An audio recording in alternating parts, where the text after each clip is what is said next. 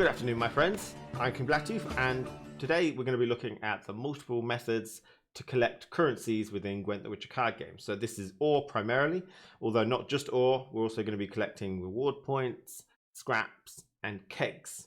Okay, so the primary reason that we want to collect all these resources is to expand our collection of cards. Okay, so you can get vanity items, you know, card backs, coin, cosmetics, and premium cards, but they're purely cosmetic and we don't really worry about those. We just want to make sure that we can expand our collections so we can get a higher variety of decks and we can improve our existing decks and get a higher win rate, which will eventually allow us to get more cards as we go as well. So first of all, what can we spend these resources on? So or you spend on buying card packs. They're called kegs, and it costs 100 ore to buy a card keg. And you can also spend your ore on a ticket for arena mode. This is a mode where you pay an upfront fee of 150 ore, and then you randomly build your deck out of choices, and then you play until you win 9 or you lose 3, and then you get rewards based on how well you did. This mode is difficult for beginners because they don't know all the cards and what combos are available, and it requires a bit of luck as well, even for the best of players. So I would stay away from arena mode and spend your ore specifically and primarily only on kegs. Okay, now if you've got any spare ore, you might as well spend it. There's no point sitting on spare ore, so just buy kegs with it. Now you can strategize what kind of kegs you want to buy. We'll go over that at a different time. So kegs, if you've got any spare unopened kegs, just open them straight away. There's no point waiting. If you've got scraps, then you can use that to craft specific cards. We want to make sure that we want to craft the best cards for the most that are going to be the most valuable, and I'll do a video about that separately. And reward points again is another video that's separate, but we'll be spending that to get scraps and ore and kegs individually as well. Now we've covered generally what we can use the resources for, we're going to look at the best ways to get those resources. Okay, so the first way we're going to get resources is with the invite a friend system. So this is really good if you haven't actually created an account yet, or you've got friends who haven't created an account yet. You can link them your unique recruitment code, and when they put it into their web browser, it'll ask them to create an account and download GOG. And then when you play, when either of you are playing and you reach certain milestones, you'll get rewards based on that, and you'll both get them, which is really good. And there's a lot of rewards on offer. So you can use my code. I'll put it in the description below as well, so you can link directly from it. But I don't need the rewards. However, I do play a lot because you have to actually play and reach certain milestones to get the rewards for both of you. So you can use mine if you want, or you can put your own in the comments and other people can grab those, you know, however you want. This is an option if you want. And they're pretty good. Once you, apart from these two, which are only for the inviting player, you both get the rewards. When you complete certain contracts, you'll both get reward points. When you reach level 20, you both get 5. When one of you reaches level 60, you'll get a premium keg. When you reach rank 2, you'll get a premium keg. When you give out 500 GGs, you get 2 premium kegs where all the cards are cosmetically animated. So really nice system to just get a little extra if you haven't actually created any accounts yet, or if you've got friends that want to play that haven't created accounts yet.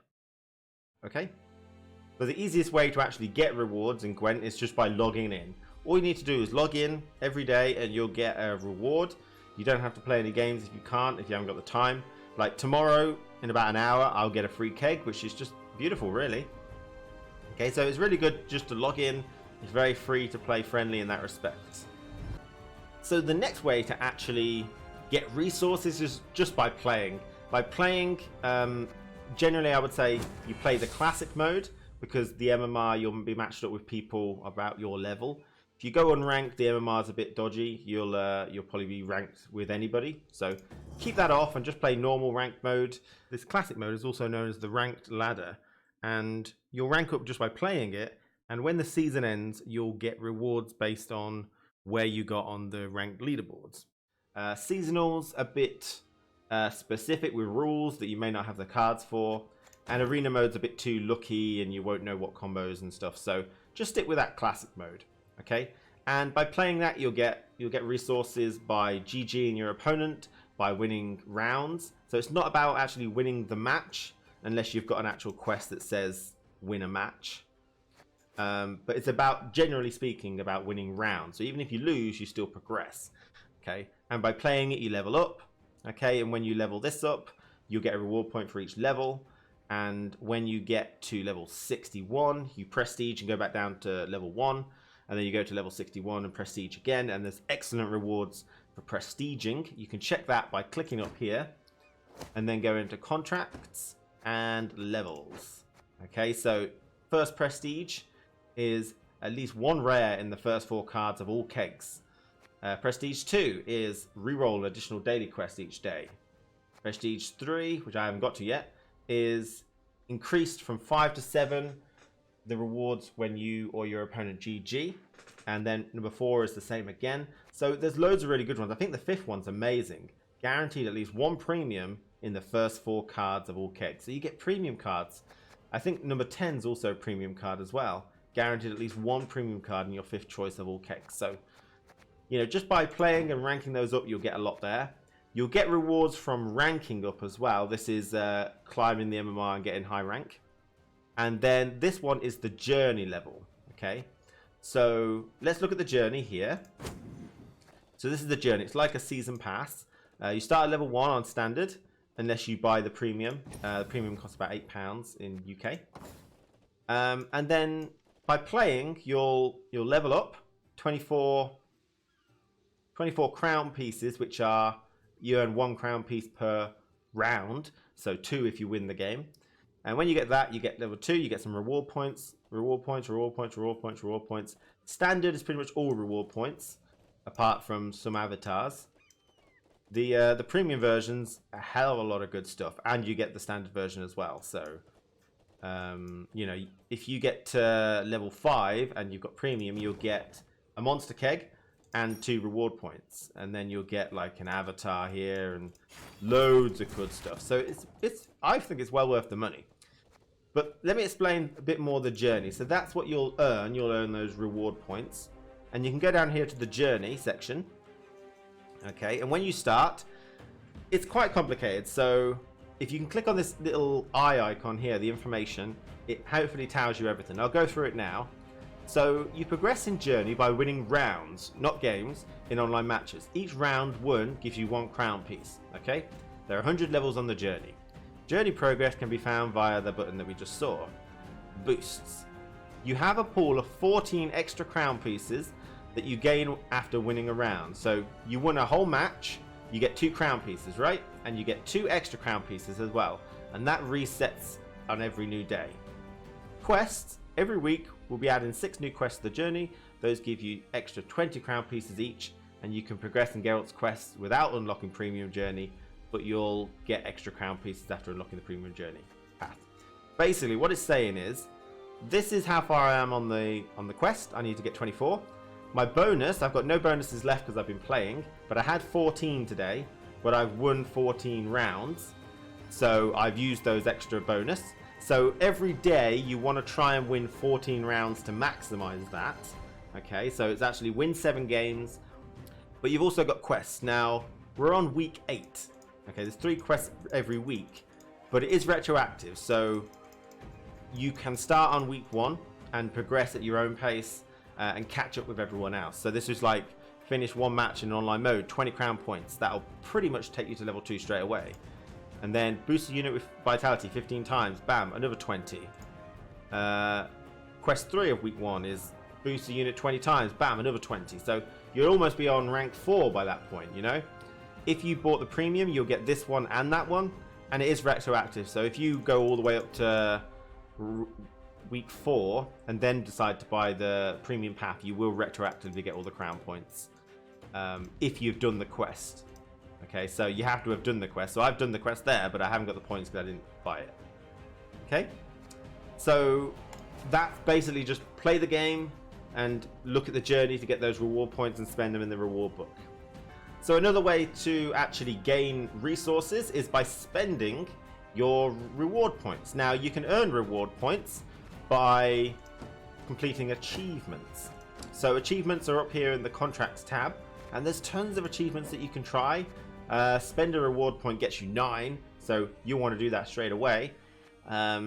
You know, unlock any leader ornament, spend 50,000 scraps, so you can spend 100,000, 10,000, 20,000. And so there's loads and loads and loads and loads of achievements. And you'll probably be getting them very thick and heavy to begin with. You'll just be playing and you'll be getting a lot of reward points. So with reward points, you can spend them in the reward book below. So you pick a tree, like this one for example, and each of these nodes has a prize, like a reward, and they cost a certain amount. So this one costs 1 reward point, and I get 50 ore. If I buy this, the first scroll story node I do, I get 250 ore.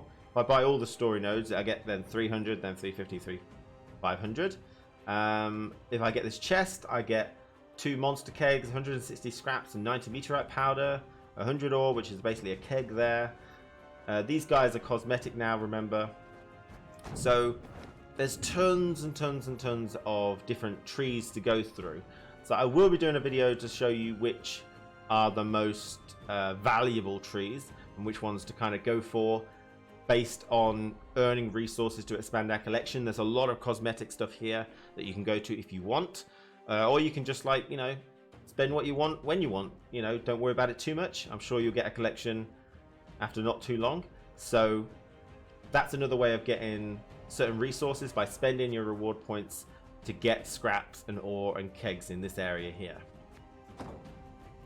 So sometimes CD Projekt Red do a faction challenge where you have to pick a faction at the start and then you'll get some quests based on that faction, and you'll have a set period to do it, and then when it's over you get people win and you get experience rewards based on the ones that lost to try and encourage diversity of decks. So currently there is, you can check here, XP boosts if I play Syndicate or Skellige.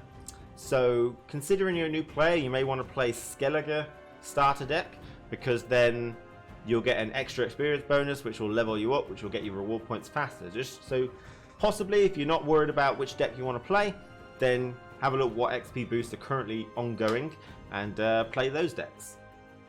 Another way that you'll get some resources is when you get duplicate cards and you've got too many, it will automatically scrap them into scraps. You'll get a notification when you go into the deck builder that it has automatically scrapped some cards that you had too many of, and so you can get some extra resources just by opening kegs and getting duplicate cards. So I think that's about it in terms of the ways to get resources in this game. You can obviously spend real money if you want to buy the journey or buy the kegs or buy the card packs. Some things are not good value for money, like the starter decks. I don't think they're particularly good value for money, but this game is very free to play friendly. So hopefully, if you've got any questions, let me know in the comments below. Don't forget to link your invite a friend thing if you want to hopefully get other people linking and copying it to get some extra value. You can use mine, I'll put it in the description below. And that's it for today's video. Thanks for watching. Tomorrow's video is something a little special. Take care, everyone.